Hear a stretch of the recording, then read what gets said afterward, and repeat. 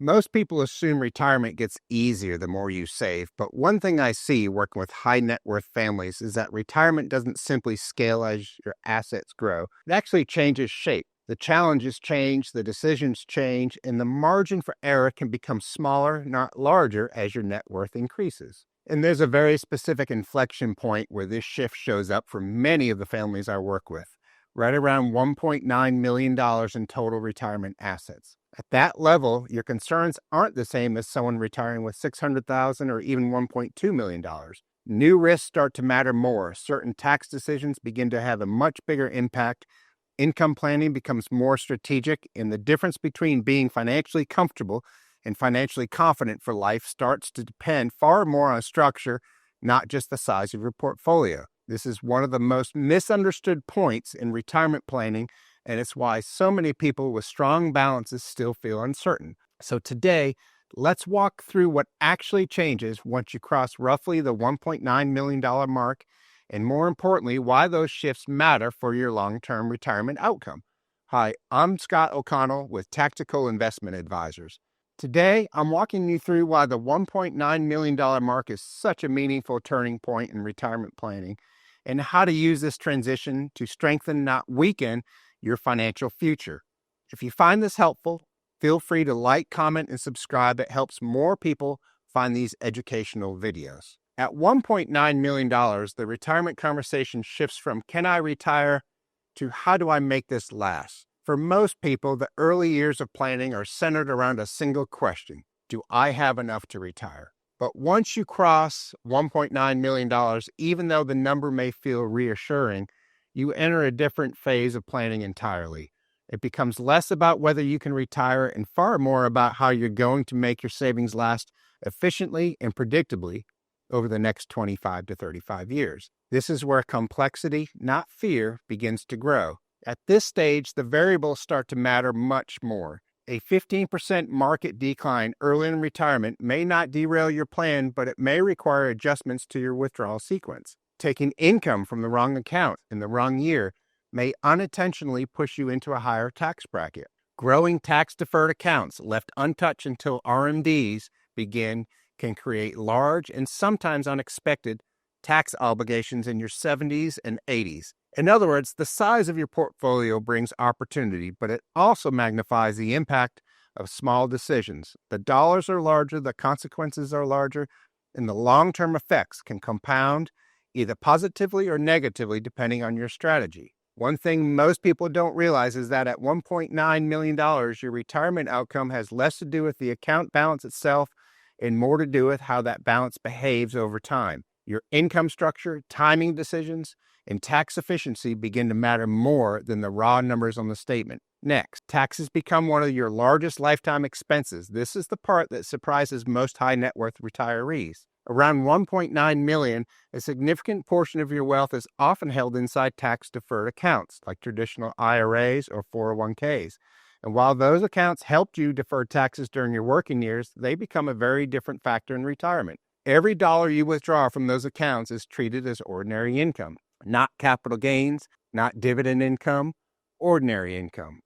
That distinction matters. If you need $120,000 a year to support your lifestyle, and most of that comes from tax-deferred accounts, then your taxable income may look similar to your peak earning years, even though you're no longer working. This is where planning becomes essential, because without a thoughtful strategy, you may unintentionally trigger higher Medicare premiums through IRMA thresholds, push more of your Social Security benefits into the taxable range. You may increase the tax burden on your future RMDs. You may lose control over how much tax you pay each year, reduce your after-tax income more than you expect. Many retirees pay more taxes than necessary, not because they save too much, but because their withdrawal plan was reactive rather than intentional. When your portfolio crosses $1.9 million, the IRS can become one of your largest lifetime expenses over the next few decades. Often the biggest opportunity you have to increase retirement longevity isn't through investment returns,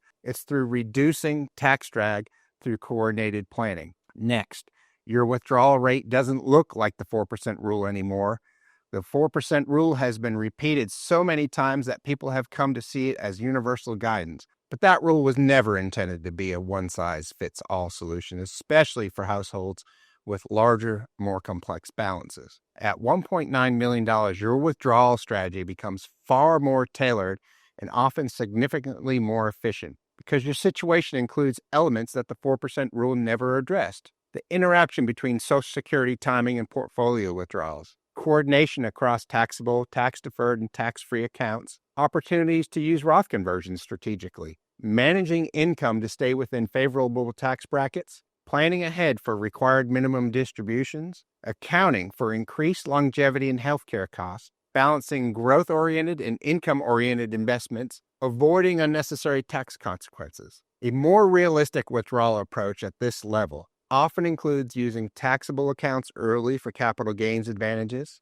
utilizing partial Roth conversions during lower income years, allowing tax-deferred accounts to grow more strategically, tapping Roth IRAs when you need to manage taxable income, using portfolio income, dividends, and interest more intentionally, adjusting withdrawals year by year rather than following a fixed percentage. For some retirees, that results in a withdrawal rate around 3%. For others, a properly coordinated plan may support 4.5% or even a bit higher depending on spending consistencies, goals, and tax positioning. The key point is this.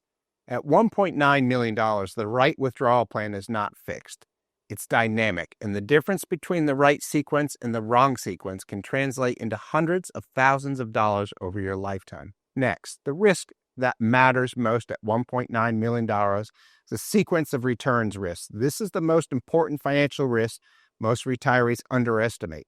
Sequence risk refers to the order in which market returns occur, not the average return over time, and it becomes increasingly significant as your portfolio grows and your withdrawal amounts rise. Two retirees may earn the same average return over 25 years, but if one experiences negative returns in the early years while taking withdrawals, their money may deplete much faster, sometimes decades faster. For someone with $1.9 million, this becomes more meaningful because the withdrawals themselves are larger. A 15% decline doesn't just look bad on paper. It may mean a reduction of hundreds of thousands of dollars early in retirement. For example, if you're withdrawing $90,000 per year, a large decline early in retirement combines the market loss with the withdrawal itself. That creates a permanent reduction in the amount of capital left to recover. And even strong future returns may not fully compensate for that early sequence loss. This is why many higher net worth retirees rely on income frameworks, such as multi-bucket systems separating near-term and long-term assets, guardrail withdrawal strategies that adjust based on market movement, segmented time horizons to reduce exposure during the early years, more intentional diversification, not just in assets, but in income sources. This isn't about predicting the market. It's about building a structure that protects you from the randomness of the market's timing. Next, the emotional shift. Wealth creates options, but options create complexity. One of the most overlooked aspects of crossing the $1.9 million mark is the emotional transition that happens. Once you're above this level, retirement becomes much less about avoiding disaster and much more about making intentional, coordinated choices. Your questions evolve. Instead of asking, "Can I retire?" you start asking, "When is the right time to take Social Security based on the rest of my income?" Instead of asking, "Will I run out of money?" you ask, "How do I avoid second-guessing my withdrawals every year?" Instead of asking, "Should I invest aggressively or conservatively?" you ask, "How do I align my risk level with the timing of each goal and not just my overall performance?" The shift is psychological as much as financial. You're not solving for survival anymore.